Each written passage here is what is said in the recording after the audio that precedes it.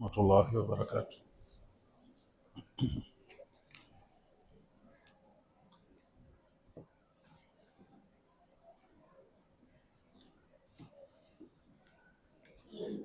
الحمد لله رب العالمين، والصلاة والسلام على أشرف الأنبياء والمرسلين، وأشهد أن لا إله إلا الله وحده لا شريك له، وأشهد أن محمدًا عبده ورسوله، أرسله الله بالهدى ودين الحق ليظهره على الدين كله ولو كره المشركون.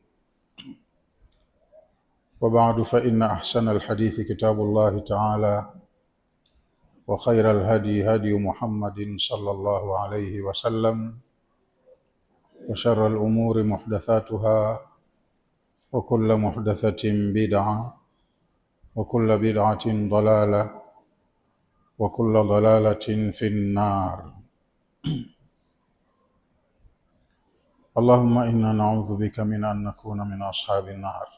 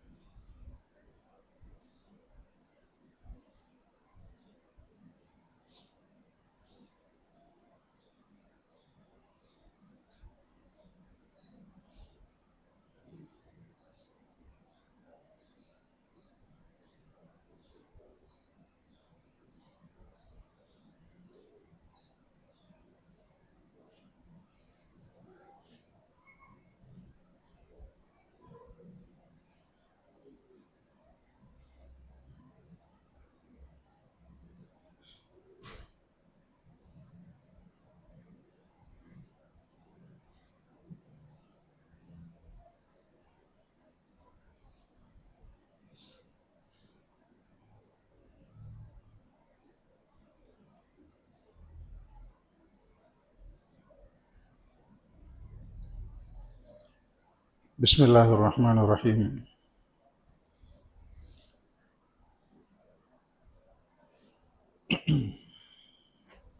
ومن الأعراب من يؤمن بالله،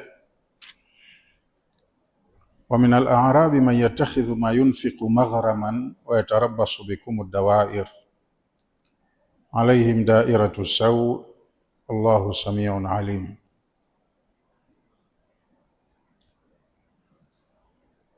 Na katika mabedui au watu wa vijijini wako ambao huwa wanahesabu ile michango wanayochangishwa au hamasa ya kutoa sadaka, wanahesabu kwa wao ni gharama, wanafilisiwa. Jana tulisoma aya al-a'rabu ashaddu kufran wa nifaqa, watu wa shamba ni makafiri zaidi na wanafiki zaidi.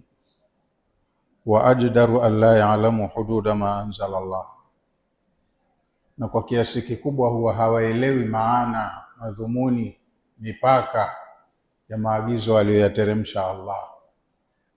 Kwa hiyo wanaagizwa jambo kwenye Qur'ani lakini hawalielewi hikma yake wao wanalielewa vibaya tu.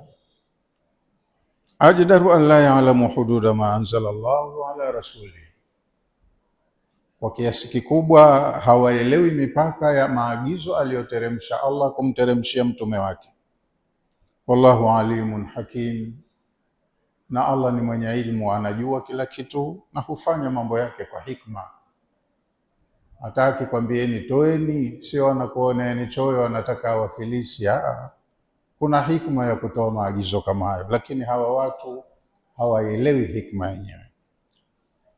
Na hii aya 98 yasema wa minal a'rabi, na miongoni mwa hawa watu wa vijijini pia, man yatakhidhu ma yunfiqu maghraman, wako wanaelewa kwamba kile wanachokitoa ni kufilisiwa mali zao, wanafukarishwa.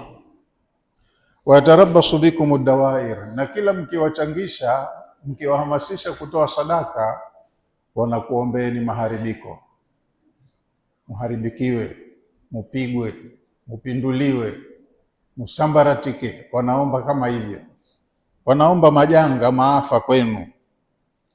Alaihim dairatu sawi, lakini haya maafa yatakuja kwao, tena kwao yatakuja maafa mabaya. Wallahu samiun alim, na Allah ni mwenye kusikia na anajua. Wa min al-a'rabi man yu'minu billahi wal yawmil akhir, lakini sio wote huko vijijini kuwa ni waharibifu. Wa min al-a'rabi, na katika watu wa Bedwi, man yu'minu billahi wal yawmil akhir, wako huko vijijini watu wenye imani nzuri kwa Allah na wanaamini siku ya malipo, kwa hiyo wanajitayarisha nayo kwa kufanya ibada na amali za kheri. Wayatakhidhu ma yunfiqu qurbatin inda Allah, na wako wanaofanya kile wanachokitoa wanaamini kuwa ni kujikurubisha kwa Allah subhanahu wa ta'ala, wa salawati rasuli, na kumuunga mtume sallallahu alayhi wasallam. Ala innaha qurbatun lahum, kwa kweli hawa wanaotoa kwa ikhlasi, wanaomtambua Allah, wanachokitoa inakuwa ni kikurubisho kizuri kwa Allah. Sayudkhiluhumullahu fi rahmatihi, hawa wenye kutoa kwa ikhlasi ndio ambao Allah atawaingiza kwenye rehema zake.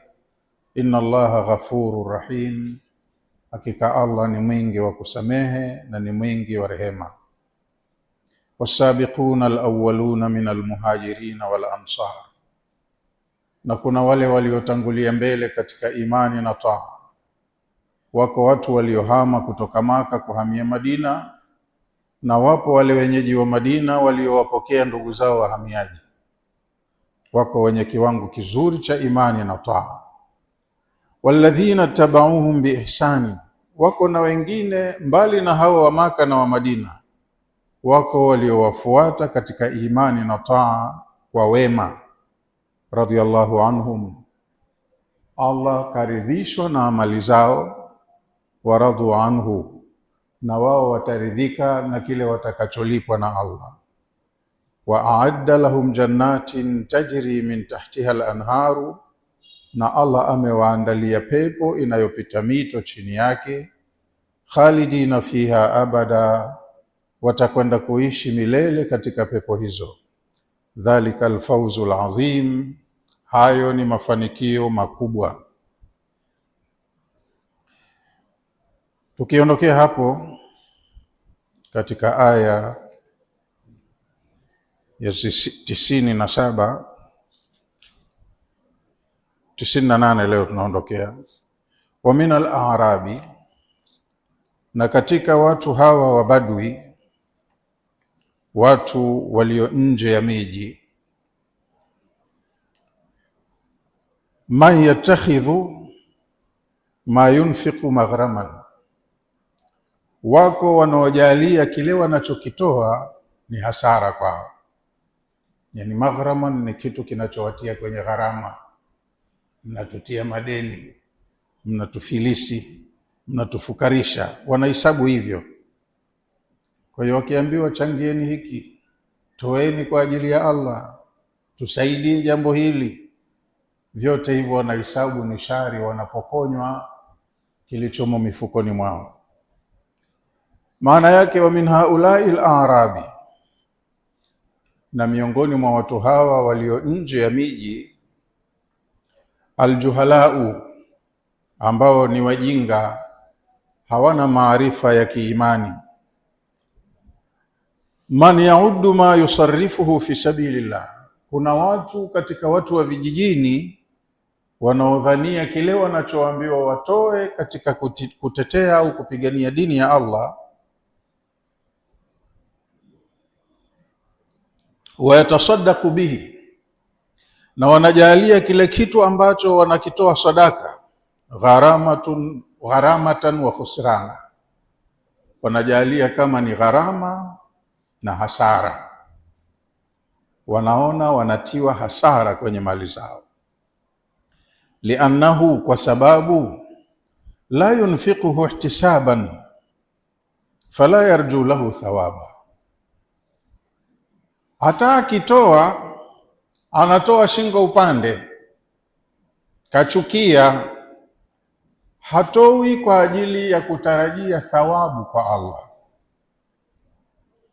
La yunfiquhu ihtisaba, hakitoi anachokitoa kwa kutegemea radhi ya Mungu, fala yarju lahu thawaba, kwa hivyo hata kama anatoa baada ya kupigwa harambee, ametoa kakunja uso, roho imenyonga, hatarajii thawabu, aamini kabisa kwamba hapa nimewekeza, kuna siku nitalipwa.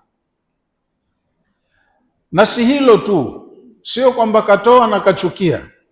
Wayatarabbasu bikum dawaira, nyinyi mnaowahamasisha kuchangia wanakuombeeni majanga, maafa. Yani kwa wakati ule Mtume kama katoka anaenda kupambana na maadui zake, watu kama hawa wanasema inshallah asirudi, afilie mbali huko huko, mambo yaishe. Wanaomba maafa kama hivi. Yantadhiru bikum masaiba dunya, wanategemea na wanaomba huku wakisubiri ya kufikeni misiba ya dunia, liwapate la kuwapata. Chuki mmewaomba kidogo tu, fi sabilillahi watoe. Liyatakhallasu min a'ba'i nafaqa, wanakuombeeni maafa kwamba yakikupateni maafa mkapigwa mkauawa, haya mambo ya kuwachangisha changisha yatakuwa yanaisha, watabaki na vyao, havitopungua. Alaihim dairatu sawi, Allah akasema kama wanakusubirieni nyinyi yawafike maafa, haya maafa mabaya yatakuja upande wao, Allah atawafikishia wao maafa. Jumlatu i'tiradhiya ni sentensi iliyokuja kupachikwa hapo, liduai alaihim, yenye maneno ya kuwaapiza. Kama wanakuombeeni nyinyi maafa, maafa yatawafika wao, Allah atawafikishia maafa hapa hapa duniani. Ay alaihim yaduru aladhabu walhalaku, adhabu na maangamizo itakuja kwao wao, wanaojisikia wako safe, wako salama. Wallahu samiun alim, na Allah ni mwenye kusikia yanayosemwa na viumbe wake, na anajua dhamiri za wasemaji, wamesema hivi wanakusudia nini. Yasma'u li aqwalihim, Allahu samiun li aqwalihim, Allah ni mwenye kusikia maneno yao. Alimun bi af'alihim, halafu Allah anayajua matendo wanayoyatenda, wanatenda hivi wanakusudia nini. Wa min al-a'rabi, lakini pia katika watu hao hao walio nje ya miji yenye ustaarabu, man yu'minu billahi wal yawmil akhir, wako ambao wanamwamini vizuri Allah na wanaamini siku ya mwisho. Kwa hiyo wanajiandaa na siku ya mwisho kwa kufanya amali njema, wanatoa sadaka, wanashiriki jihadi, wanasoma dini yao, wanafanya ibada kwa ikhlasi vizuri. Wa min al-a'rabi, na miongoni mwa watu hawa wa shamba, man yusaddiqu biwahdaniyati llahi, wapo ambao wanasadiki upweke wa Allah, wanajua Mungu ni mmoja. Wa bilba'thi ba'da almauti, na wapo ambao wanaamini kuna kufufuliwa baada ya mauti. Ala aksi ulaika almunafiqin, ni kinyume na hao washamba wanafiki. Wako washamba waumini, imani yao nzuri sana, wanamwamini Allah, wanaamini siku ya mwisho, wanaamini malaika, wanaamini vitabu, wanaamini mtume, wanaamini qadari, wako vizuri, wanaishi nje ya miji, lakini wako vizuri kiimani na taa. Halafu hawa wenye imani nzuri, wayatakhidhu ma yunfiqu qurbatin inda Allah, wanachukulia vile wanavyovitoa katika sadaka kama ni kitu cha kuwakurubisha kwa Allah. Kwa hiyo wanatoa kwa roho zao radhi, kwa ikhlasi kabisa, kwa kutaka radhi ya Allah subhanahu wa ta'ala.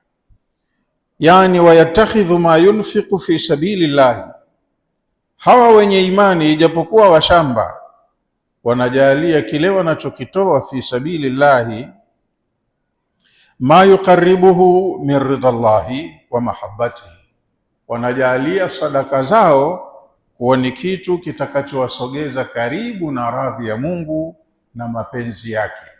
Wanafanya hivyo kwa kujipendekeza kwa Mola wao na kwa kutafuta radhi ya Mola wao. Wa salawatu rasuli, na pia wanafanya hivyo kwa ajili ya kutafuta dua za Mtume sallallahu alaihi wasallam. Wanaonyesha taa yao kwa kiongozi aliyeteuliwa na Allah, Mtume, ili wapate radhi ya Allah subhanahu wa ta'ala, na Mtume awakubali, awaombee dua. Salawatu rasuli ay duau rasuli wa istighfarihi lahu, wanatoa sadaka zao wakitegemea Allah atawaombea dua, yani Mtume atawaombea dua kwa Allah na atawaombea msamaha kwa makosa yao mbalimbali ambayo binadamu hasalimiki na kukosea. Kwa hiyo anatoa sadaka kwa nia njema, kwa ikhlasi, na halafu anatarajia kwamba nitaombewa dua na msamaha na Mtume sallallahu alaihi wasallam.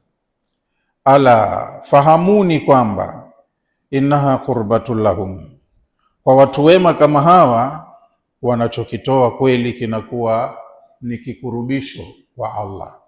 Allah anawakubali, anapokea sadaka zao, atazitia baraka, atazikuza na atawasamehe makosa yao. Harfu ala adatul istiftahi, ala ni chombo cha kufungulia maneno, anasema kwa hapa. Litanbihi, imetumika hii kwa kuwatanabahisha wasomaji au wasikilizaji. Ala li'tinai bil amri, wanatanabahishwa wasomaji au wasikilizaji kulipa umuhimu hili jambo la kutoa sadaka, ambalo hata watu walioko vijijini wenye imani nzuri wanafahamu umuhimu wake.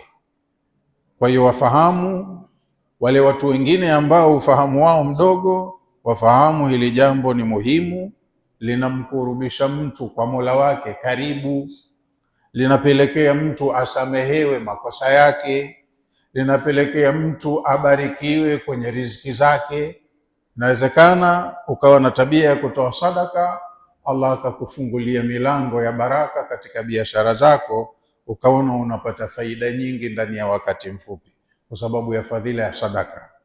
Na mwingine yule na kioze ambaye hatoi kitu, akajikuta kakaa sana anauza, hapati chochote katika faida, hasongi mbele. Yani ala inna hadha linfaqa, eleweni kwamba hii tabia ya kutoa qurbatun azimatun, ni kitu kinachomkurubisha kwa Mola wake mtu kikubwa mno, ni kitu kikubwa mno kinachomkurubisha mtu kwa Mola wake. Tuqarribuhum liridha rabbihim, sadaka zinawakurubisha kwenye radhi ya Mola wao. Haithu anfaquha mukhlisin, pale wanapozitoa sadaka zao kwa ikhlasi, kweli wametoa kwa kutaka radhi ya Allah, basi Allah akiridhishwa na jinsi walivyotoa, na yeye huwa anawatilia baraka kwenye machumi yao na mambo yao mengine. Taambiwa sadaka pia inakuwa ni tiba. Una mgonjwa wako ushahangaika naye sana, basi kwa sadaka inawezekana Allah akapunguza makali ya magonjwa au mgonjwa akatibika kabisa. Inasaidia, lakini mchango wake hauonekani, mtu huangalia upande wa hasara tu. Hawa wenye kutoa kwa ikhlasi sadaka zao, sayudkhiluhumullahu fi rahmatihi, hawa Allah atawaingiza kwenye rehema zake.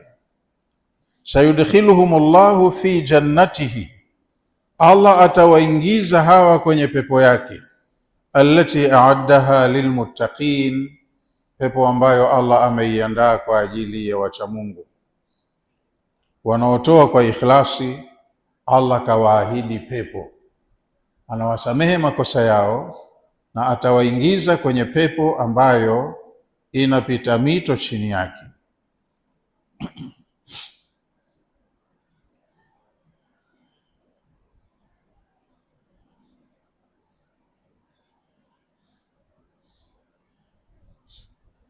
Inna Allaha ghafurur rahim.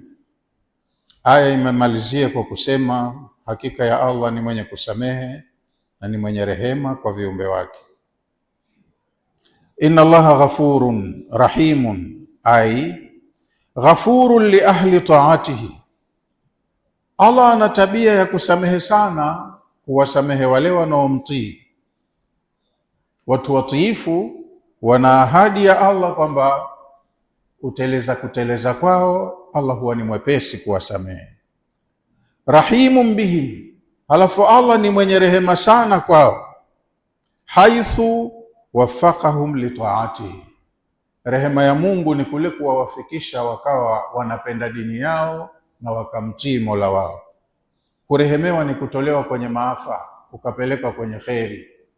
Sasa kule Mungu kukujalia moyo wako ukawa unapenda dini, unapenda ibada, wewe umerehemewa. Maana mtu alokosa kurehemewa na Mungu hana habari na dini wala hapendi ibada. Yale ya dhambi ndo hobi yake, na yale ya taa yeye huwa anayachukia. Huyo hajarehemewa. Kwa hiyo wanaopendwa na Allah, kama ilivyo katika sehemu nyingine ya Qur'ani, man yuridillahu an yahdiyahu, mtu ambaye Allah anapenda kumuongoa, yashrah sadrahu lilislami, humkunjulia moyo wake ukawa unapenda dini. Huyu ndo kakusudiwa kuongolewa na Allah. Wa man yuridillahu an yudillahu, na mtu anayetakiwa kupotoshwa na Allah, yule anayetakiwa apotee, yaj'al sadrahu dayiqan haraja, Allah hufanya moyo wa mtu mpotovu ukawa ni wenye dhiki, ukawa mzito kukubali kheri. Kaannama yasaadu fi samai, ukimpa jambo la dini huona kama kaambiwa hapa mbinguni na hana mbawa. Unaona ule ugumu anaouona. Sasa huyo anayeona mambo ya dini kwake magumu, huyo hajarehemewa. Yule ambaye anaona mambo ya dini kwake mepesi, huyo ndo karehemewa, katolewa kwenye shari, akaelekezwa, moyo wake ukawa unaelekea kwenye kheri. Wasabiquna alawwalun, kuna na wale watangulizi. Sabiqun ni waliotangulia. Waliotangulia sio wale wa mwanzo, ni wale wenye juhudi kubwa ya mambo ya dini. Wasabiquna alawwaluna, na wale waliojitahidi sana katika imani na taa, katika watu wa mwanzo wa Uislamu. Minal muhajirina wal ansari, wakiwemo watu waliokuweko Maka wakahamia Madina, na wale wa Madina waliowapokea ndugu zao wa Maka. Maana yake ni kwamba wasabiquna alawwaluna fil hijrati wan nusra, na wale Waislamu waliotangulia, waliofanya juhudi kubwa wa mwanzo, wale waliotoka Maka kuhamia Madina, na wale wenyeji wao wa Madina waliowapokea hao wahamiaji. Alladhina sabaqu ila al-imani, wale waliokuwa wako mbele katika kuipractice imani, mina sahabati, katika masahaba wa Mtume. Walladhina tabauhum biihsani, na wale wengine waliokuja baadaye au kutoka maeneo mengine mbali ya Maka na Madina, walioungana nao kwenye jambo la dini kwa wema. salaku tariqahum, wamekuja na watu wengine wakaenda njia ile ile waliokwenda nayo muhajirina na ansari. Waqtadau bihim, wakawaiga wakafata yale yale ambayo waliyafanya muhajirina na ansari. Fi siratihim, katika sera yao, mwendo waliokwenda hawa wa kweli na wao wakaufuata ule ule. Iqtadau bihim fi siratihimul hasana, wamewaiga wale watangulizi katika sera yao njema, mwenendo wao mzuri. Wahumu tabiun, hawa anasema shekhe ni wale tabiun, watu waliokuja kuingia katika Uislamu hata baada ya kufariki Mtume, wakawa wanawafuata masahaba, wanawaiga masahaba kama walivyoishi kwa yale waliojifunza na walioyaona kwa Mtume. Waman sara ala nahjihim, na watu wote ambao walikwenda kwenye mwenendo wao wale walioongoka, ila yaumil qiyama, mpaka siku ya Kiyama. Yani hata kwenye zama zetu hizi wale watakaokuwa wanaishi mwendo ule ule waliokwenda nao masahaba, ndo hao wanaokusudiwa, waliokuja baada ya wale waliokuwa zama za Mtume. Radiyallahu anhum, Allah anaridhishwa na mwendo wao, anaridhishwa na matendo yao. Waradhu anhu, na wao wataridhika na watakacholipwa kutokana na amali zao. Yani wao wamefanya amali mpaka Allah karidhika, kwa hiyo na yeye Allah atawalipa mpaka wataridhika. Radhiyallahu anhum, Allah karidhishwa na amali zao. Waradhu anhu, na wao wataridhika na malipo yake Allah atakavyowalipa. Hii wa'dun bilghufrani waridwani, ni ahadi ya Allah, na waahidi Waislamu wa kweli walioshika dini vizuri, wakaenda mwendo mwema kama alivyofundisha Mtume na kama walivyoenda wale walioishi na Mtume. Allah amewaahidi msamaha kwenye minor mistakes, wanapokosea atawasamehe. Waridwan, na amewaahidi radhi zake, kwamba Allah ataridhika nao, atawawia radhi.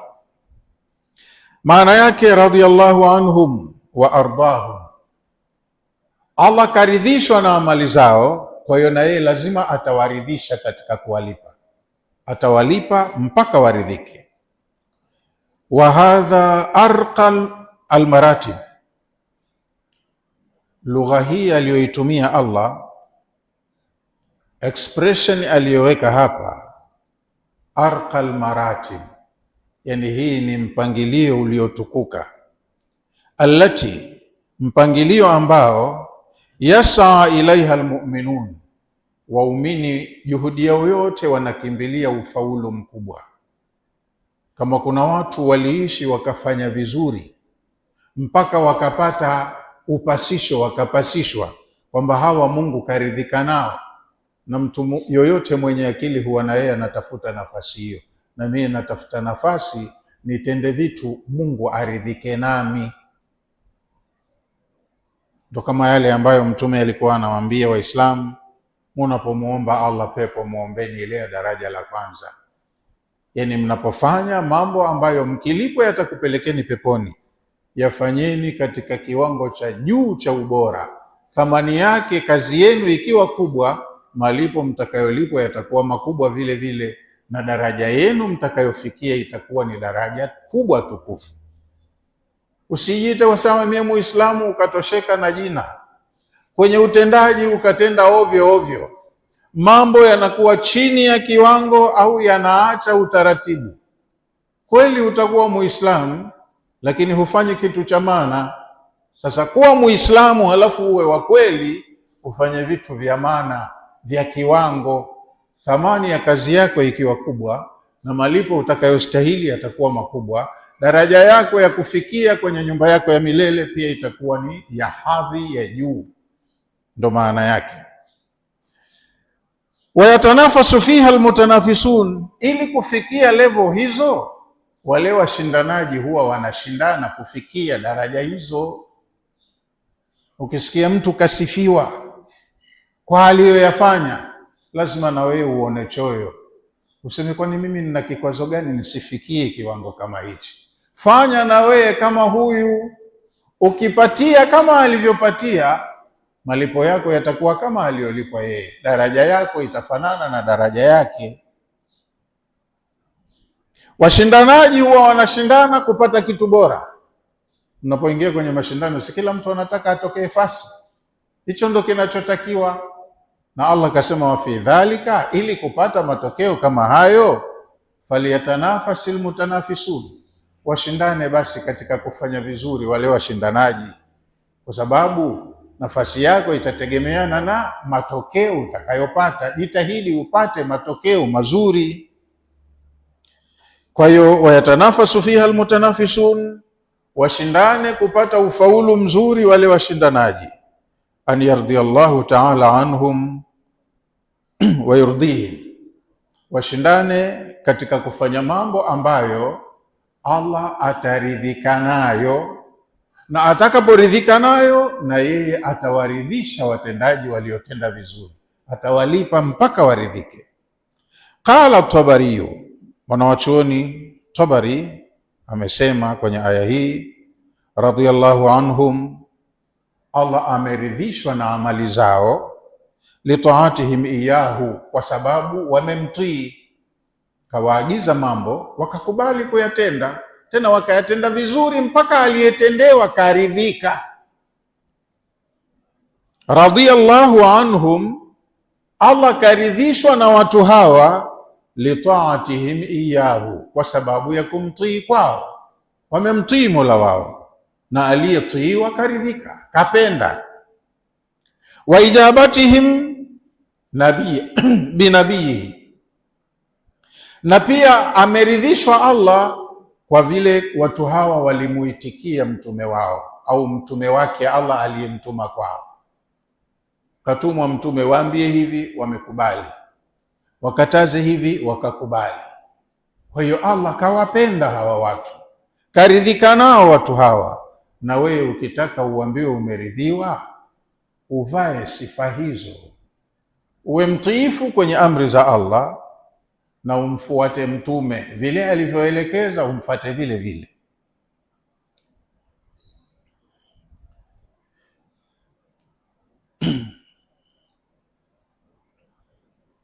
Waradu anhu, na wao watu wataridhishwa na kile watakacholipwa na Allah. Lima ajzala lahum min athawabi, wataridhishwa na kile ambacho Allah atawapa katika thawabu, ala taati wal imani, thawabu kwa sababu ya yale waliyoyafanya kwa kumtii Mungu na kwa kuwa walikuwa na imani nzuri kwa Mola wao. Watalipwa mpaka waridhike, kama ambavyo na wao wametenda mpaka wakaridhiwa, wakawiwa radhi. Jengine, wa aadda lahum jannatin, watu wema kama hawa Allah amewaandalia pepo, tajri tahtaha al-anharu, pepo ambazo chini yake kunapita mito. Yani maana yake, wa aadda lahum fil akhirah, Allah amewaandalia watu hawa huko akhira, jannatin tajri min tahti ashjariha wa qusuriha al-anharu, wameandaliwa pepo ambayo janna ni ardhi kubwa, anamilikishwa mtu, bwana, hili eneo lako, na inaambiwa ni kama hii ardhi yetu, na inaboreshwa mara 10. Kisema ardhi sio hii ya Mtoni Kidatu, hii ardhi dunia nzima hii ni milki ya mtu mmoja huko akhera, na itaboreshwa mara 10. Hasa utakuwa na eneo la kutosha. Ardhi hii ni ya fulani, itakuwa na maeneo ya mashamba, itakuwa ina maeneo ya mito, itakuwa ina maeneo ya miji yako ya kuishi na wake zako. Kuna viji mitaa mwenyewe unapiga zamu humo, na utakuwa una uwezo wa kutembea kwenye eneo lako, Allah atakuwezesha. Sasa kuna mitaani, kuna mito inapita mitaani humo kwenye vijiji vyako utakavyokuwa unaishi, na kuna mito inapita huko mashambani, maporini, kwa ajili ya kurutubisha ardhi na kusaidia miti iwe ina afya, inazaa siku zote. Maana Allah amesema katika suratu Ra'd, mathalul jannati allati wa'ida almuttaqun, mfano wa hiyo janna, pepo ambayo wameahidiwa watu wacha Mungu, ukuluha daimun, vyakula vyake vipo maisha, yani miti yake siku zote inazaa. Huwezi kutamani kitu ukaambiwa huu sio msimu wake, bahati mbaya sasa hivi yameisha matunda hayo. Peponi hakuna kitu kama hicho. Siku yoyote, wakati wowote, ukitamani kitu kipo. Sasa vyakula vya peponi vipo constantly permanent. Wadhilluha, na vivuli vya peponi vipo constantly permanent. Sio kwamba hakuna jua, kwa sababu ukasikia aya inasema la yarauna fiha shamsan wala zamharira, ukasema hakuna jua. Jua lipo, lakini la yarauna fiha shamsan, peponi hakuna ile tabia joto limeshtadi, kaskazi kashika nguvu. Hakuna jua la kukufanya upunguze nguo ukae tumbo nje kwa sababu joto limezidi, kwa sababu ardhi yote ina miti tena mikubwa, imepanda juu alafu imetandawa, inatengeneza kivuli saa zote chini. Ndio hiyo ukuluha daimun, vyakula vyake vipo vya kudumu, yani miti siku zote inazaa. Wadhilluha, kivuli chake peponi daimun, kiko maisha tangu asubuhi mpaka jua linatua, we uko kivulini, sababu miti mikubwa ina afya, majani tele, inakupa wewe hewa safi, fresh air. Tilka uqba alladhina taqaw, hiyo ndiyo nyumba ya kufikia watu wacha Mungu, watu wema. Wa uqba alkafirina nar, lakini nyumba ya kufikia watu makafiri ni motoni. Moto, hupati kivuli, hamna maji ya kunywa, hamna chakula kizuri. Na kwenye suratu Muhammad Allah amesema mathalul jannati allati wa'ida almuttaqun, mfano wa hiyo janna ambayo wameahidiwa na kuandaliwa wacha Mungu, fiha anharun min ma'in ghairi asin, peponi kuna mito ya maji baridi ambayo hayaharibiki, siku zote maji yake fresh. Huyakuti yana tupitupi, yana mwani, yana koya, yamegeuka rangi, yamekuwa ya kijani, hamna. Maji safi fresh. Wa anharun, na peponi kuna mito, min labanin lam yataghayyar ta'amuhu, mito ya maziwa ambayo ladha yake haibadiliki. Hapa tuna maziwa tunakamua kwa ng'ombe, kwa mbuzi, kuna maziwa ya mbuzi, maziwa ya ngamia. Shote ukamtafute mnyama umkame, unagawana wewe na mtoto wake mnyama. Lakini kule peponi maziwa yanapita kwenye mito tu. Aina yoyote ya maziwa utakayoitaka, basi kuna mito mingi tu, haya ni maziwa fulani, haya maziwa fulani, haya maziwa fulani.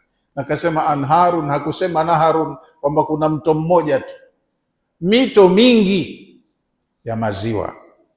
Wa anharun, na huko peponi kuna mito, min khamrin ladhatin lisharibin, mito ya divai, pombe ambayo ina ladha nzuri kwa mnywaji.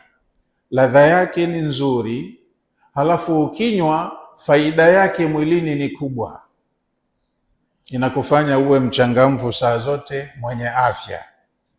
Sio kama pombe ya hapa mpaka inakubadilishia tone of speech, mpaka ukawa kusema uzuri hujui.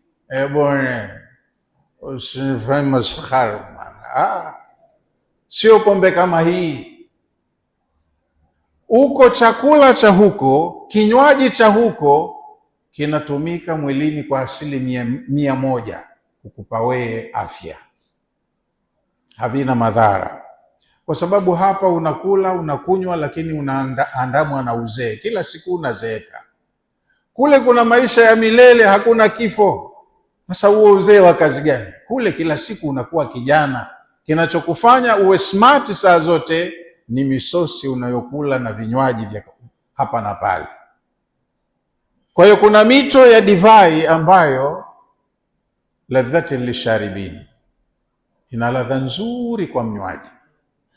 Wa anharun, pia peponi kuna mito min asalin musaffa, mito ya asali safi, asali iliyosafishwa, haina matoto ya nyuki wala nini.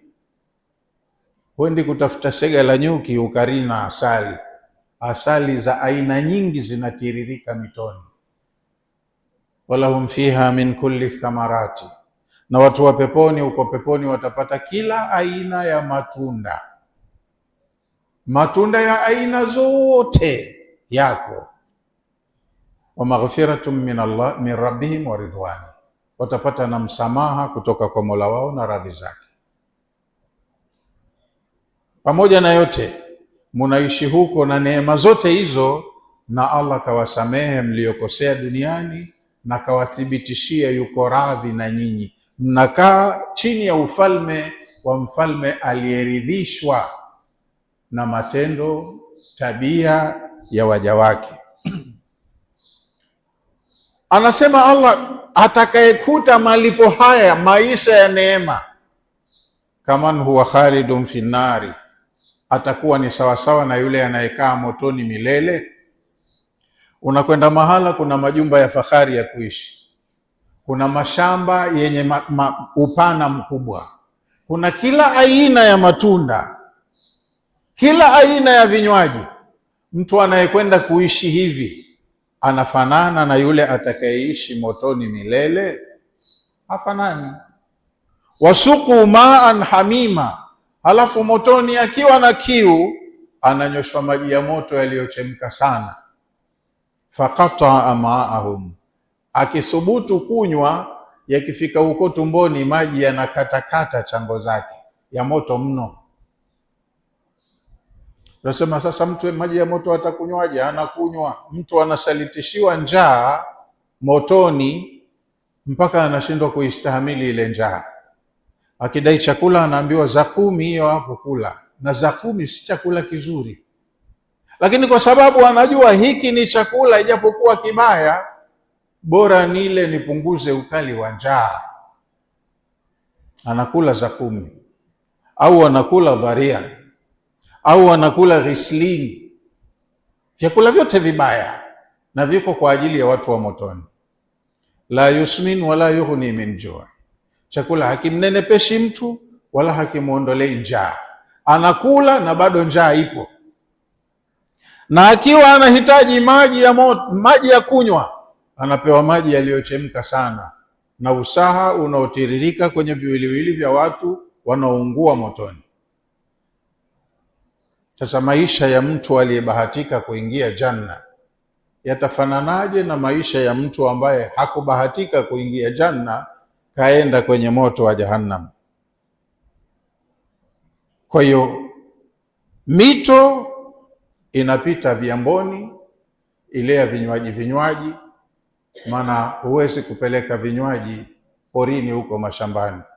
Hivyo vinywaji, asali, maziwa, juisi na vitu vingine, mito yake inapita viamboni kwenye makasiri yako. Mahitaji ya vitu hivi ni huku majumbani. Haya maji mengine yatakuwa ni kwa ajili ya manufaa ya miti na mimea, kurutubisha ardhi na miti ikawa ina afya.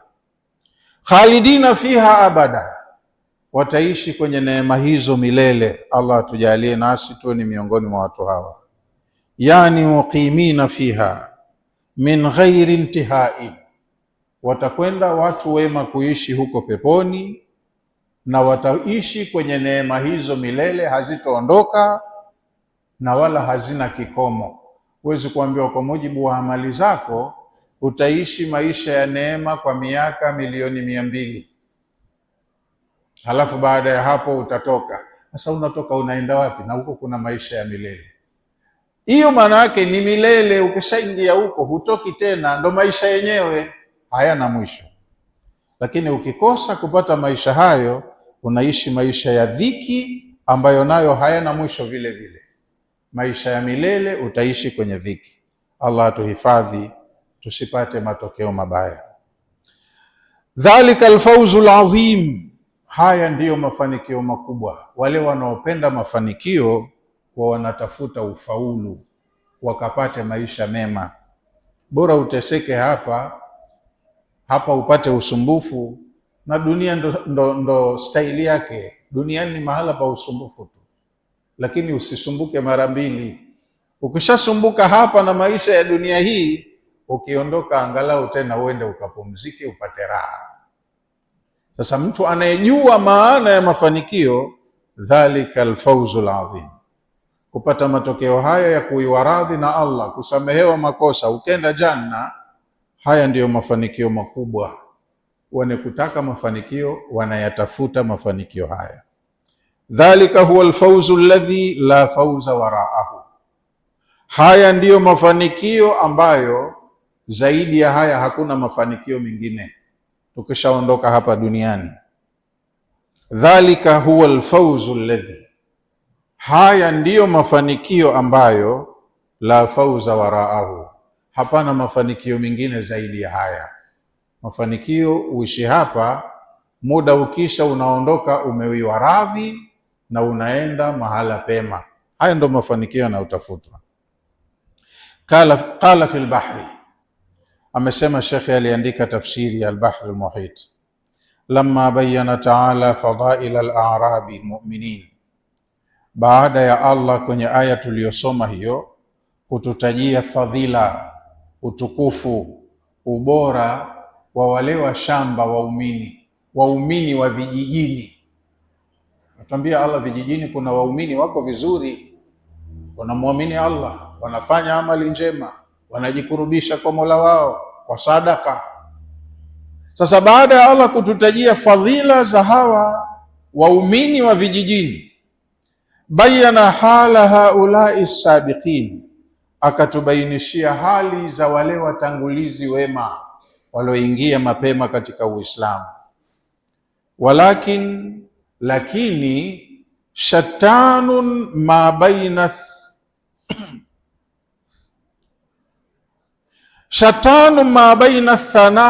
thanaaini, ni tofauti kubwa iliyoje baina ya sifa za watu wa aina hizi mbili, wale wa mwanzo na hawa wengine. Fahunaka qala, kwa kuonyesha tofauti ya watu wale na hawa, ndo maana Allah akasema ala innaha qurbatul lahum, wale wa vijijini kasema kile wanachokitoa kwa imani na ikhlasi ni kikurubisho kizuri kitakachowakurubisha kwa Mola wao. Wahuna qala, lakini kwa hawa sabiquna alawwaluna, wale wa kwanza kabisa waliotangulia mbele katika imani na taa, Allah akasema kuwasifia, wa aadda lahum jannatin tajri tahtaha al-anharu, Allah amewaandalia pepo ambayo chini yake munapita mito. Wale ambao wanachokifanya wanajikurubisha kwa Mungu, wale watu wa vijijini na watu kama sisi tulokuja zama hizi tunababaisha tu, hatuko fahamu kama wale wa mwanzo walivyoishi vizuri, walosimamiwa na mwenyewe Mtume. Tofauti kubwa. Kwa hiyo hawa akasema wanafanya kheri, lakini kheri wanazozifanya ni kitu kizuri cha kujikurubisha nacho kwa Mola wao. Wale wa mwanzo sabiquna alawwaluna, Allah sifa yao kasema aadda lahum jannatin tajri tahtaha al-anhar, hawa Allah keshawaandalia pepo ambazo chini yake munapita mito ile ya vijijini, viamboni, na mito inayopita huko mashambani. Wa hunaka khatmun, na mwisho Allah amemalizia, amefungia kwa kusema inna Allaha ghafurun rahimun, hakika Allah ni msamehevu sana kwa makosa wanayofanya waja wake na mwingi wa rehema, anapenda kuwatengenezea namna ya kujitoa kwenye matokeo mabaya waende kwenye matokeo mazuri, kama alivyosema inna Allaha yuhibbu tawabina, kukosea ndiyo mnakosea viumbe wangu, Lakini hebu eleweni, Allah anawapenda wale wakoseaji wanaotubu makosa yao. Ushakosea alafu pia unapendwa, lakini kuna jambo ulifanye lisababishe upendwe, pia tunalikataa. We ni kukosea mpaka mauti yanakukuta, we ni mkoseaji tu. Badilika, fanya jambo upendwe. Inna Allah ghafurur rahim, aya imemalizia hivyo. Wa huna khutima, na hapa kwa hawa sabiquna, inna Allah ghafurur rahim ni kifungio cha maneno ya wale watu walioambiwa al-Arabu, mabedui, watu wa vijijini, kwamba wana makosa wanafanya, na mwisho Allah kamalizia kwa kusema inna Allaha ghafurur rahim. Wa huna, lakini aya hii iliyowataja sabiquna alawwaluna, mwisho wake khutima, imemaliziwa kwa kusema dhalika alfawzul azim. Haya waliofanikiwa kuyapata wale sabiqun, haya ndiyo mafanikio makubwa. Wamefanikiwa vya kutosha watu hawa. Aya inayofuata Allah anasema wa mimman hawlakum min al-a'rabi munafiqun. Wa mimman hawlakum min al-a'rabi munafiqun. Haya maneno anaambiwa Mtume na wale masahaba wake wanaoishi mjini Madina. Mji ni mji tu, ni kioo cha ustaarabu. Sasa Allah kashusha maelezo yake, anaambia wa mimman hawlakum min al-a'rabi munafiqun, miongoni mwa watu waliomo pembezoni mwenu, ng'ambo na nje ya mji, katika watu walioko kwenye bado, hawa wengi wanakuwa ni wanafiki. Mumezungukwa pembezoni mwenu na watu wanafiki, wamesilimu lakini imani yao kwenye dini sio nzuri. Yaani wanajulishwa watu wa mjini kwamba wa mimman hawlakum ya ahla almadina, miongoni mwa watu walio jirani yenu waliokuzungukeni enyi watu wa Madina, munafiqun, ni watu wenye tabia ya upungufu wa imani. Imani yao kwenye dini sio nzuri, ni wanafiki. Min al-a'rabi, katika watu walio nje ya mji. Manaziluhum qaribatun min manazilikum, miji yao wanamoishi ni karibu na huu mji wenu, yani ni majirani zenu. Ndio maana akaambia mimman haulakum, nyinyi mko vingine, lakini mkitoka hapo nje tu mtakuta watu wako vingine. Nyinyi mko vingine hapa, mpo na kiongozi wenu, mtume wenu, unayoyatenda nyinyi hapa mjini, tofauti na ukitoka hapo nje kidogo. Majengo yao, miji yao wanayoishi ni karibu sana na mji wenu, lakini tabia za hapa mjini kwenu zitatofautiana na tabia za watu mkishatoka nje ya mji hapo. Wa min ahli almadina, lakini pia sio kwamba watu wa mjini wote ni wasafi, na hata katika watu wa hapa mjini Madina, yani pia napo kuna wanafiki, wapo. Wa min ahli almadina, na katika watu wa Madina, munafiquna aidan, pia napo kuna wanafiki, lakini wamesifiwa wale wa Arab ashaddu kufran wa ashaddu nifaqan, wamezidi tena washamba. Mjini wapo, lakini wako kisomi zaidi hivi, lakini vijijini la shida. Maradu ala nifaqi, wapo mjini kwenu hapa watu waliotopea kwenye unafiki. Yani maana yake laju fi nifaqi, wamezama kwenye unafiki. Wastamaru alaihi, halafu wanauendeleza. Si unafiki wa kusema labda wajinga tukiwaelimisha wataelimika, hapana. Ni unafiki wa maksudi ambao wanauenzi, wanaendelea nao, na wengine mpaka mauti yanawakuta wako na unafiki wao. wa mjini lakini wanafiki. Qala Ibn Abbas, Ibn Abbas amesema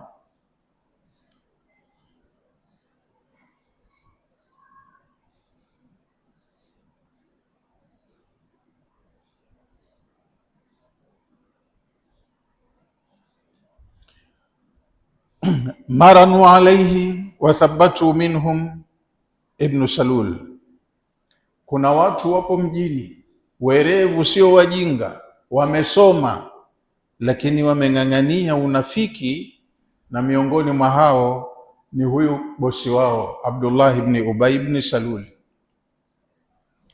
Waljulasu, na mwingine anaitwa Julas, wa Abu Amir Rahib, mwingine anaitwa Abu Amir Rahib.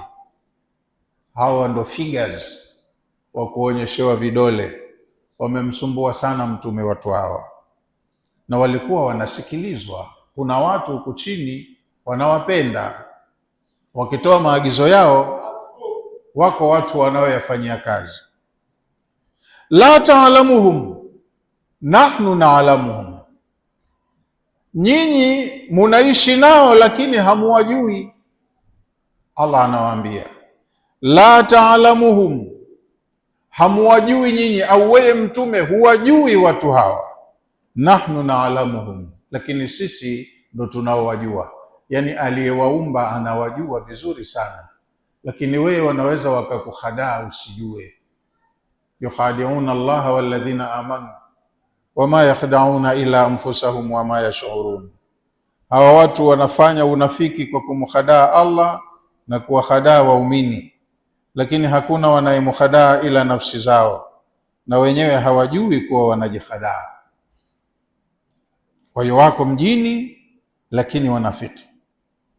La taalamuhum nahnu naalamuhum, la taalamuhum anta ya Muhammadun, wewe mwenyewe mtume hawa watu huwajui mpaka tukujulishe.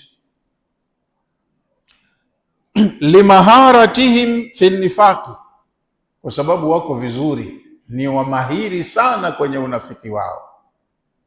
Na Allah mwenyewe kawasifu kwenye suratul Munafiqun, alisema idha raaitahum tujibuka ajsamuhum, si watu wenye sura mbaya kwamba labda sura zao zinatisha, si watu wenye maumbo mabaya labda utashtuka ukiwaona. Wanakuwa ni watu wazuri, wasafi, werevu, wachangamfu. Ukiwaona wanakuvutia maumbo yao. Wa iyaqulu, na wakisimama kuongea, utapenda hutuba zao. Tasma liqaulihim, lazima utasikiliza maneno yao, ni mafasaha wa kusema. Kwa hiyo wanafiki si watu wapumbavu, werevu mno, wajanja sana. Sasa mtume anaambiwa la taalamuhum, wewe huwezi kuwajua hawa watu. Nahnu naalamuhum, sisi ndiyo tunaowajua. La taalamuhum anta ya Muhammadun, wewe Muhammad hawa watu huwezi kuwajua. Limaharatihim fi nifaqi, kwa sababu ni mahiri sana kwenye unafiki wao. Bihaithu, kwa namna ambayo yakhfa amruhum ala kathirin, tabia yao mbaya imejificha, watu wengi hawawezi kuwajua, huwezi kuwashtukia. Yani mtu anao uwezo wa kusimama kwenye mimbari ya mtume akatoa hutuba nzuri ya dini mpaka wasikilizaji wakasema huyu bwana hajafa tu, lakini akifa leo mtu wa peponi. Fasaha wa kusema, mwerevu wa kupangilia maneno, mada, akisema lazima utamsikiliza tu, lakini imani yake kwenye dini sio nzuri, ni mnafiki kama wanafiki wengine. Walakin nahnu naalamuhum, lakini sisi ewe Muhammad tunawajua. Yani yeye Allah mwenyewe anawajua viumbe wake. Wanukhbiruka an ahwalihim, na ndio maana tunakupa habari juu ya hali zao. Watakachokifanya kwa siri sisi tutakujulisha. Walau nashau la arainakahum, kwenye suratu Muhammad Allah kamwambia mtume, kama ningetaka ningeli pinpoint nikakuonyesha, ni huyu na huyu na huyu na huyu na huyu, lakini Allah hakutaka amjulishe, amwainishie kwa majina. Fala araftahum bisimahum, lakini we mwenyewe tu utawajua kwa alama zao. Nitakupa ishara ya kuonyesha alama zao ni hizi. Ukimwona mtu yuko hivi, ujue huyo ni mnafiki. Wala taarifannahum fi lahni alqawli, na utawafahamu kwenye kusema. Lahn maana yake kilugha ni grammatical error, makosa ya kinahau, ndo lahni, kukosea kusema. Lakini hawa Kiarabu ni lugha yao, uerevu sana wa lugha. Sasa lahni inakujaje na mtu anaongea lugha yake aliyozaliwa nayo? Utawaona kwenye expression zao, watasema maneno mengine hayaelekei, hayakubaliani na Qur'ani. Utajua huyu ndo katika wale. Qur'ani imesema vingine na yeye atasema vingine, kwa sababu yeye huongea kile kinachotamaniwa na nafsi yake, na wakati mwingine kinachotamaniwa na nafsi kinakataliwa na wahi. Kwa hiyo utawajua tu, watafanya makosa katika usemaji. Kwa hiyo tutakujulisha, nukhbiruka an ahwalihim, tutakujulisha Muhammad, utawatambua kwa hali zao walivyo. Sanuadhibuhum marrataini, hawa watajidai kwa sababu wako hai duniani. Wakifa hawa, wakiingia akhera, tutawaadhibu mara mbili. Kosa analolifanya huyu akilifanya mtu mwingine, adhabu atakayopewa mwingine, huyu atapewa mara mbili kwa kosa lile lile. Na hata motoni wana nafasi yao, mambiwa innal munafiqina fi darki al-asfali minan nari. Wanafiki watakaa kule kwenye bezi ya moto, shinani unakotokea kule kukali zaidi, ndo wanaenda kukaa wao. Sanuadhibuhum marrataini, tutawapa adhabu mara mbili, maradufu. Yani fi dunia, tutawaadhibu duniani bilqatli wal asri, wanaweza wakaingia kwenye mikono ya maadui, wakatekwa, wakashikiliwa kama mateka, na wengine wakauawa. Itakuwa ni adhabu yao ndogo ya duniani. Wa indal mauti, na tutawaadhibu wakati wa kufa, biadhabil qabri, kwa adhabu ya kaburi, watakapoingizwa makaburini mwao. Hizo ni adhabu ndogo ndogo adhabu ya duniani na adhabu ya barzakhi. Thumma yuraduna ila adhabin adhim, alafu wakishamaliza hizo watarejeshwa katika maisha yao ya milele kwenye adhabu kubwa zaidi, ile adhabu ya kudumu kwenye moto. Thumma fil akhirati yuraduna ila adhabin nari, kesha akhira watarejeshwa kwenye adhabu ya moto. Alladhi aaddahu Allahu lilkuffari walfujari, adhabu ya moto Allah ameiandaa kwa makafiri na watu wanaofanya makosa ya makusudi, wanaofanya fujur. Kwa leo inshallah tuwekee hapo, ila narudia tena. Bismillahir Rahmanir Rahim. Kwa jina la Allah mwingi wa rehema, mwenye kurehemu. Wa min al-a'rabi man yattakhidhu ma yunfiqu maghraman, na katika hawa mabedui, watu wa vijijini, wako ambao wanahesabu kutoa kwao sadaka ni hasara, wanatiwa hasara kwenye mali.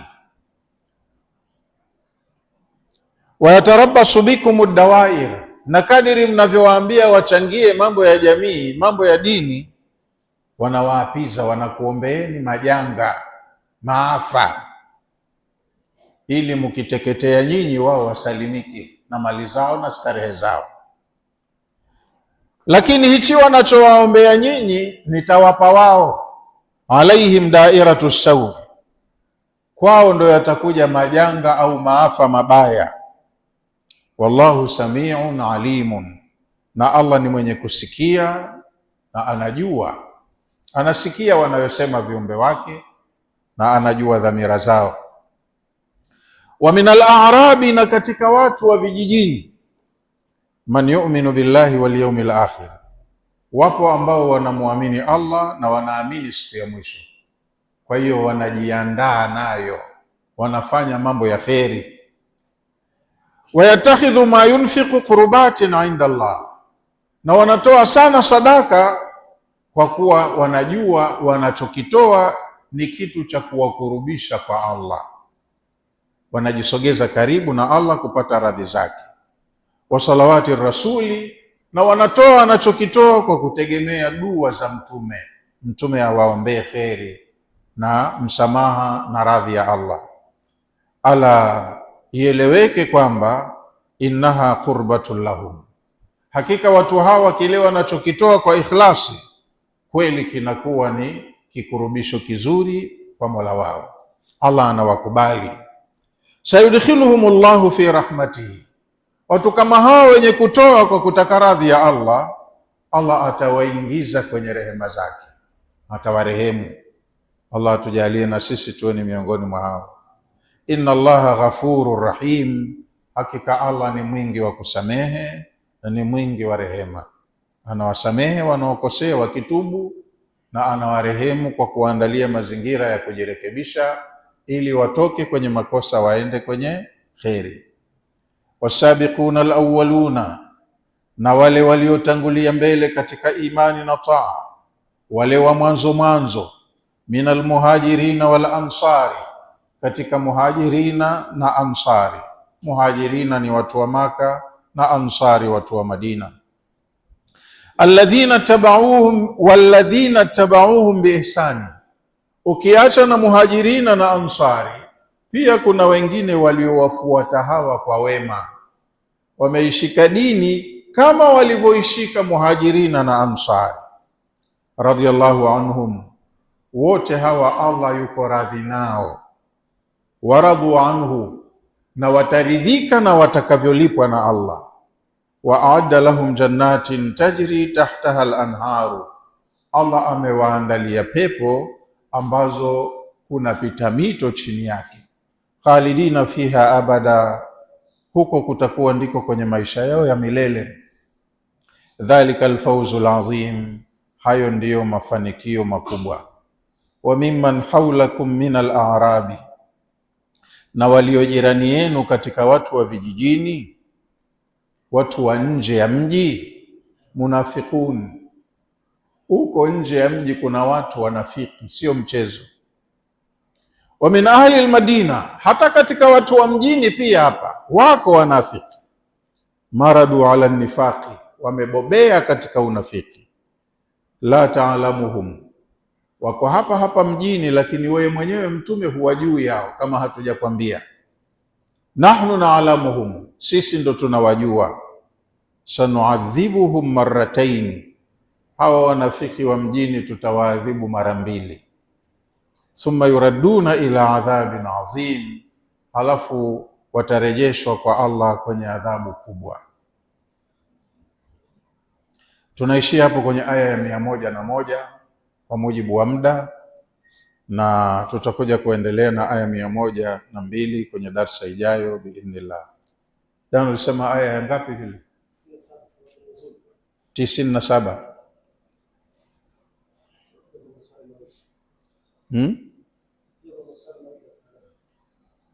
Anasema shekhe, ilishuka kuhusiana na makabila yaliyo jirani na Maka na jirani na Madina. Nazalat fi aaribi min asadin, kulikuwa na kabila, maana Waarabu walikuwa wanaishi kwa makabila. Kabila la Banu Asad wa Ghatfani, na kuna kabila la Banu Ghatfani. Wa aariba min aarabi hadiri almadina, pamoja na wale watu waliokuwa wanaishi ndani ya Madina yenyewe, wastaarabu, watu wa mjini. Kwa ajili yao ndo zilishuka aya hizi. Allah ametukhabarisha kwamba anna fil a'rabi kuffaran wa munafiqin, hakika katika watu wanaoishi nje ya miji kuna makafiri wa nguvu na wanafiki wa nguvu. Kafiri ni mtu ambaye ana declare msimamo wake, mimi dini yenu sikubaliani nayo na sina habari na lolote kwenye Qur'ani yenu, naipinga, naikataa. Lakini mnafiki huwa ni mtu aliyekubali, katoa shahada, anasema la ilaha illa Allah, msikitini anakuja. Lakini hawa physically kafiri na mnafiki ni ndugu, ni sawa sawa, isipokuwa tofauti yao, kafiri ndo huyo ambaye kajiweka wazi, mimi sikubali. Mnafiki yeye hudanganya akasema mimi natambua Mungu ni mmoja, kiama kipo, mtume Muhammad mtume wake, lakini kiuhalisia yeye na kafiri ni sawa sawa, lakini kwenye muonekano anaonekana yeye ni Muislamu. Sasa hawa watu walikuwa ni watu wasumbufu, na mara nyingi kama aya zilivyozungumza walikuwa wanatumiwa vibaya. Yule kafiri, kafirun harbiyun, kafiri mpenda vita, anayetaka kumpiga mtume, hufanikisha malengo yake kwa kuwatumia hawa watu wa chini, hawa wanafiki. Kwa sababu ya hawa ndo Allah akateremsha hizo aya, iwe ni taarifa kwa mtume, asije akabweteka akaona na watu chini yangu, wasaidizi wangu, wanakuwa kwake ni wabaya, wanatumika vibaya, wanatumika dhidi yake. Kwa hiyo zilishuka kupewa elimu ya kwamba chini yako uwe muangalifu. Kuna watu wewe utawahesabu ni watu wako, lakini watakuwa ni maadui zako. Tahadhari nao sana, kama walivyoambiwa humul aduu fahdharu, hawa ni maadui, huwa muangalifu. Kwa hiyo ukiwa na madaraka kwenye sehemu za uteuzi na mambo mengine, umakini unahitajika. Huenda ukaja ukampa mtu dhamana, ikawa ushampa rungu la kukutandika wewe mwenyewe. Unaona? Wewe unataka upige hatua mbele, kumbe umempa mtu wa kukublock, ukufanyia jambo ambalo usongi mbele, au usichukue muda uangamie, kama hawa tunavyoambiwa wanakuombea uangamie. Wayatarabasu bikum dawaira. Sasa ni watu wako, unawakubali, wanakuchekea, lakini upande wa pili wanakuwa wanakula kivuli. Sababu ilikuwa ni hiyo, walikuwa kwa watu kama hawa mjini na vijijini, ambao walikuwa si watu wazuri upande wa dini na hawana msaada kwa mtume, isipokuwa msaada wao uko kwa maadui wa mtume. Wao wanaangalia maslahi yao tu, wakipewa pesa za kutosha wanafanya chochote kile, wakiwezeshwa wanaweza. Wallahu aalam.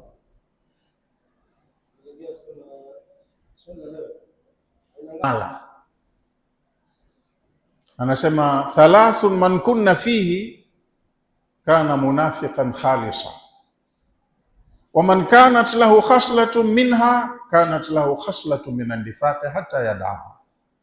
Kuna mambo matatu yanapokuwemo kwenye tabia ya mtu, mambo yote matatu, huyo anakuwa ni mnafiki safi. Lakini akawa ana sehemu ya matatu hayo, basi ana sehemu ya unafiki, mpaka atakapoacha hiyo sehemu ndo atakuwa kashajitakasa. Ni yale maarufu. Kwanza, akiaminiwa mahala kupewa dhamana, hufanya khiana, haitendei haki. Huyo anakuwa ni mnafiki, manake hata hamuogopi Mungu. Pili, akiahidi ahadi ambayo kawapa watu matumaini, wanasubiri atekeleze ahadi yake inakuwa ya uongo, hatimizi ahadi. Na ikitokezea mivutano baina yake na mtu mwingine wakagombana, huwa hakubali nasaha. Muumini yoyote ukimnasihi kwa kheri, hasa kwa aya na hadithi, hurudi chini akakubali. Lakini mnafiki wanakuwa mbishi, hakubali hata ukimsomea aya. Hizo ndo ishara ambazo Mtume katoa. Kwa hiyo ukiwa unataka uwe muumini safi, uache hizo tabia. Ukiaminiwa uonyeshe uaminifu, ukiahidi utekeleze ahadi, na ukigombana wakija watu kukupatanisha ukubali. maana Allah anapenda watu kusuluhishana, kupatana. Sema la khaira fi kathirin min najwahum illa man amara bisadaqatin au ma'rufin au islahin baina nas. Hakuna kheri kwenye maongezi ya watu wanapokaa wakawa na siri yao wenyewe wanajadili, isipokuwa wakikaa kujadili sadaka au kujadili yale mambo mema anayoyataka Allah tutayatekelezaje, au wakajadili kuna magomvi, mizozo, tutarekebisha vipi na kuleta hali watu hawa waelewane. Hivyo ni vikao vizuri. Waman yafal dhalika ibtighaa mardati llah, anayefanya hayo kwa kutaka radhi ya Allah, fasawfa nu'tihi ajran azima, karibuni hivi akifa tu atakuta ujira wake mkubwa. Kwa hiyo ukijali watu kupatana, maendeleo yao, sadaka na hivi vitu vingine, unakuwa umefanya jambo la kheri. Sasa mnafiki yeye hizo ndo hataki hizo kheri, upingana nazo kivitendo. Wallahu aalam.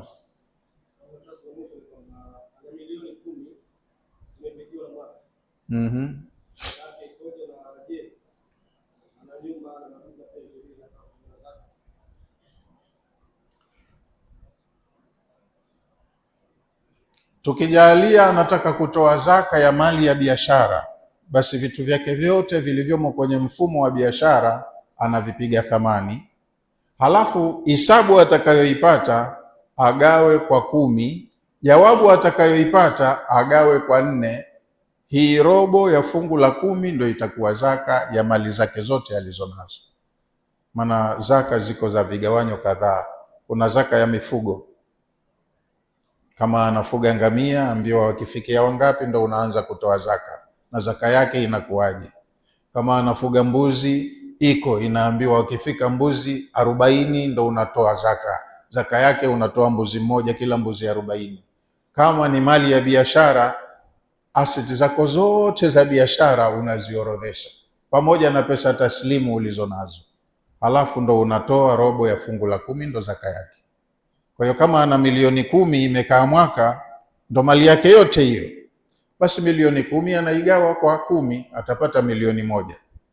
Milioni 1 sio zaka yake, milioni 1 hii inakuwa ndo fungu la 10, agawe kwa 4 apate robo ya fungu la 10.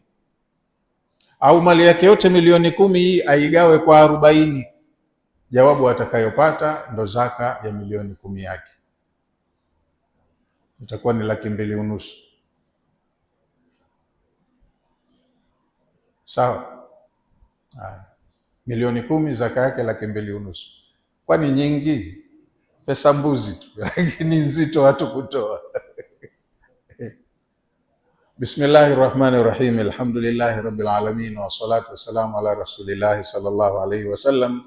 Rabbana taqabbal minna innaka antas samiul alim, wa tub alayna innaka antat tawwabur rahim, waghfir lana warhamna innaka antal ghafurur rahim.